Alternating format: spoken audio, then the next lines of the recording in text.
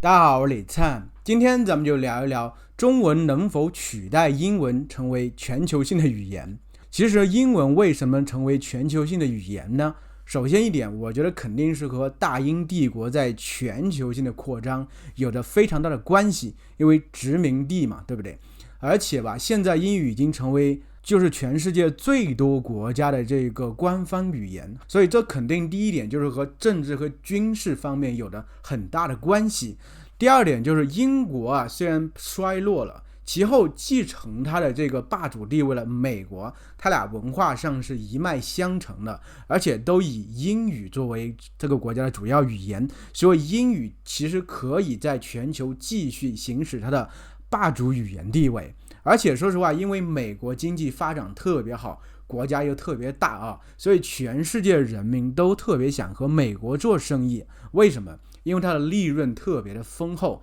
商人们简直是趋之若鹜呀。就算中国人也是特别爱和美国人做生意嘛，也是因为通过和美国人做生意，这个国家才慢慢的发展起来，近几年才有这样突飞猛进的发展吧。就像我们中国人现在其实比如说在做亚马逊的特别多，中国人在做亚马逊，美国亚马逊哦。除了这个经济方面，第三点就是文化输出了。美国的文化输出太强劲了，是个人都知道，就是有好莱坞的电影明星、迪士尼以及 NBA 等等，对不对？这个东西其实就像洪水过境一样，任何文化壁垒都能被轻易的这个冲垮了。根本不存在任何文化壁垒这么一个说法，在美国如此强劲的这个文化输出面前。而且很多人虽然说有文化差异等等，我觉得不存在的，大家其实已经被美国这个思想已经深深的这个影响了。美国思想其实在很多人的脑子已经深深的扎根了，埋得特别特别深，对不对？所以我们其实是很认同美国这些价值观，美国这些审美等等。虽然可能有些人是亚洲，有些人是非洲啊、欧洲等等，都没有任何关系，这些东西它是通行的，在全世界通行的。就是中国其实在历史上曾经也是一个特别大的帝国啊，在全世界具有非常大的影响力。比如说通过丝绸之路啊，把全球这个贸易连接起来，东方的起点就是中国，而且中国是主要的输出国，就中国有很多文化，还特别是一些商品啊输出去特别强劲。特别在明朝的时候，好像当时因为中国整个经济也特别发展特别好啊，而全球的白银基本都被中国给收了，你知道吗？特别欧洲一些殖民地，它的南美这个开采的白银基本都最后流入了中国的市场，说明中国当时整个经济发展是非常强劲的。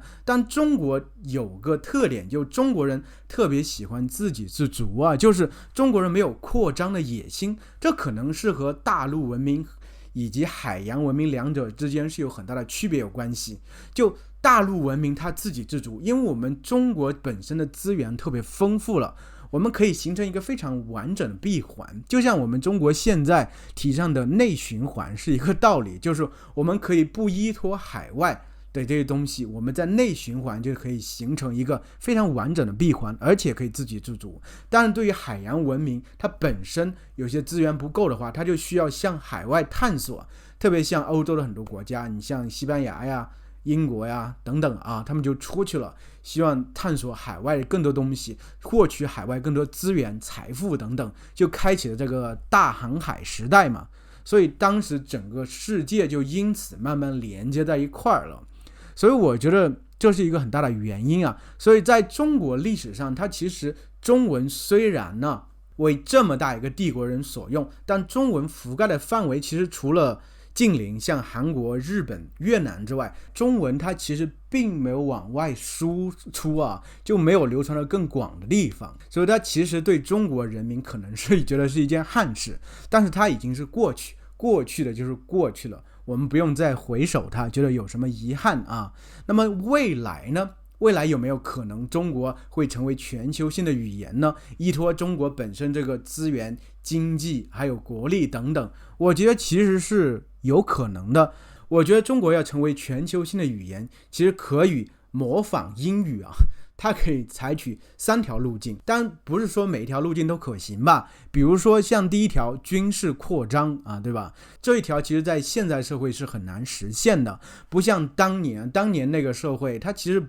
可以肆意的扩张啊，因为整个国际社会它是闭塞的，大家并不相通啊，所以你可以肆无忌惮做很多事情，在现在社会其实是不可能实现的，而且中国本身的治国理念也不允许中国人去做这些事情。就像当年在明朝的时候，有一个郑和下西洋啊，当时就有200多艘船啊，他们就下西洋，就从中国沿海出发，一直最远来到阿拉伯湾呢。我们中国人当时的做法其实就是宣扬一下中国的国力，然后呢就是告诉你们我们中国在那块，然后希望你啊和我们一起做生意。中国的这些船队其实也一路去做生意啊，所以在中国人眼里最重要还是做生意，并没有这个国土扩张的欲望，所以不存在说通过这个扩张把语言给这个推广出去。所以我们来到第二条路就是经济发展啊，就希望全世界和中国人做生意。其实这一点已经慢慢在实现了，特别像这个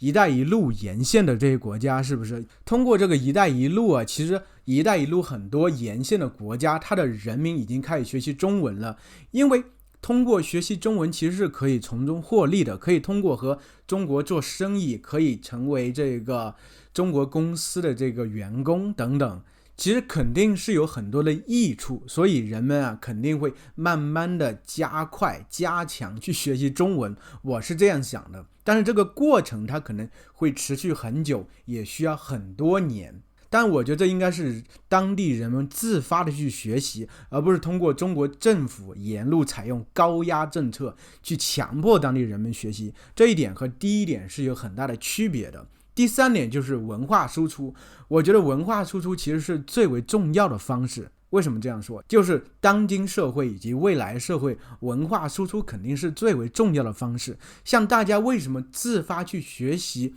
美语呢？其实就因为美国的文化输出太强了，在我们看来几乎就是压倒性的，就好像整个世界就只存在着美国文化一样。而中国文化输出其实实在是太弱了，现在其实慢慢有点起色了，可能大家会觉得中国的媒体太弱了，但是现在有一点，其实我发现就是通过我教中文，我发现很多中国学生他挺喜欢看中国电视剧的，因为中国电视剧在我印象中还是好像只关注于家庭这些琐事啊，婆婆儿媳妇啊，这个吵架什么的，但是它其实也慢慢开始输出了，就是很多这个学习中文的人特别爱看中国一些电视剧啊，能展现中国的一些比较美好的方面，特别是这个青春片啊，还有这个古装片等等，也有几部电视剧大火了吧，比如说什么《山河令》啊、《陈情令》等等，对不对？还有很多人喜欢的这个《以家之名》啊、30而已啊等等，其实对我而言我都觉得有点刮目相看了。为什么中国其实这些电视剧也在慢慢输出了，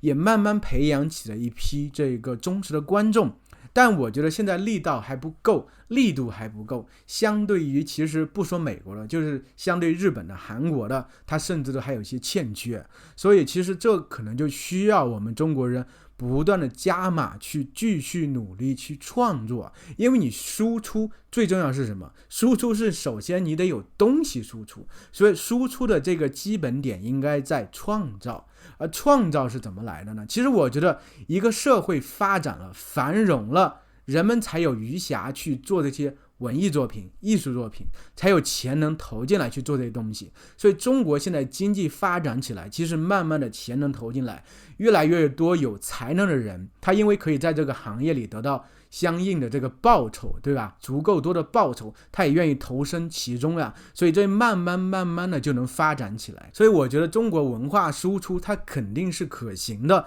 只是说它需要多久的时间，这我是不知道的。其实有些朋友也会说中文太难了，相对于西方这些语言它都是字母的，对不对？太难了，都是方块字的。其实真的那么难吗？只是因为你说实话接触的少而已。你要是中文啊，就像英语一样，每天都在你眼前出现，每天铺天盖地向你这个轰炸，你肯定见多了，你就觉得也没有什么了不起的，你就会特别熟悉。因为中文它其实毕竟再怎么说，它也只是一门语言而已。而且我们中国人还有海外的华人，我们都会说中文呢，我们并不觉得它很难呢，对不对？所以我觉得说中文难，它并不是真正的这个困难所在。那么中文它最终能否取代英文成为全球性的语言呢？我们来回到这个论点上来啊。其实我觉得吧，为什么一定要非此即彼呢？为什么就一定要一个成为霸主，一个就死掉呢？为什么要这样呢？